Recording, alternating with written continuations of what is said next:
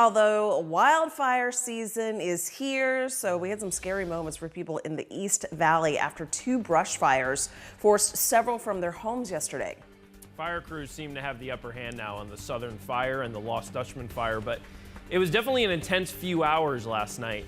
The first and the bigger fire of the day was the Lost Dutchman Fire. That was at Lost Dutchman Boulevard and Tomahawk Road, just north of State Route 88. Those who lived near the fire did have to be evacuated because it moved through some dry brush that was near some homes. SR 88 was closed and has since reopened.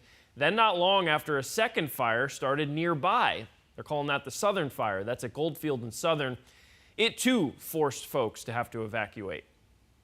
I just went out to get the mail, and then you could kind of smell the smoke, and then I looked up the road and could see it. Then it was pretty bad.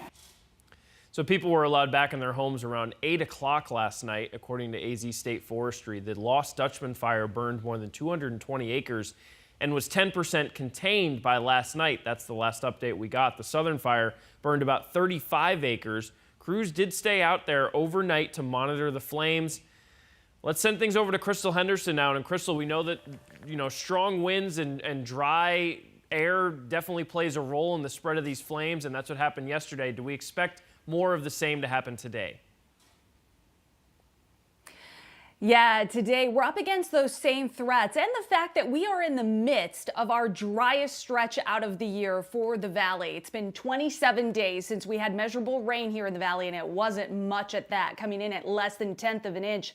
Very dry plants out there still at this moment. We are going to start to dial up on the humidity over the weekend, but today it still remains very dry with those relative humidity readings between 10 and 15% on the fire lines, and it's miserable for firefighters with a maximum of 101. Winds will be out of the west, 5 to 10 miles an hour. We could see some gusts around 15, 20, so we'll keep an eye on that, and unfortunately, we're going to be adding to these numbers. The last count was 241 human-caused fires, and that was tallied up yesterday morning. So a plus sign, unfortunately, to that.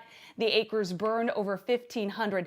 Now, there's been 2 lightning-caused fires. We're actually increasing our risk for lightning-caused fire threat this weekend. I have more details on developing storms coming up a little bit later. Crystal, thank you. 12 News is your source for complete coverage of the firefight. You'll find up-to-the-minute details and conditions on the 12 News app.